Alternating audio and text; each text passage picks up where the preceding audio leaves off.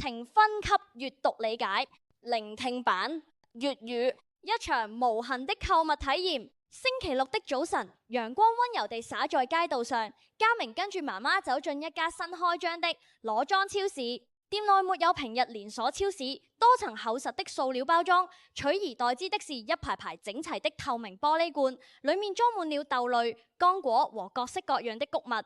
嘉明看着手裏的空玻璃瓶，心裏感到既新奇又忐忑。他一向習慣了隨手拿取貨架上包裝精美的零食，現在卻要自己動手量重分裝。媽媽笑着說：這叫裸裝購物，雖然過程繁瑣了一點，但卻能減少對地球的負擔。嘉明點了點頭，小心翼翼地將麥片裝進瓶子裏。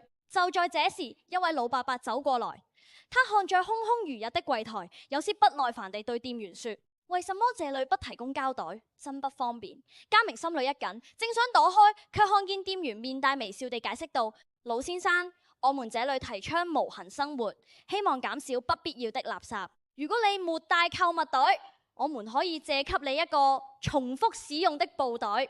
老伯伯愣了一下，看着周圍清爽的環境，原本緊繃的臉慢慢鬆開了。嘉明看在眼裏，心中恍然大悟。原來環保不只是一種行動，更是一種影響力。他拿起裝滿麥片的玻璃瓶，雖然比平時重了一些，但他的心裏卻感到前所未有的輕快。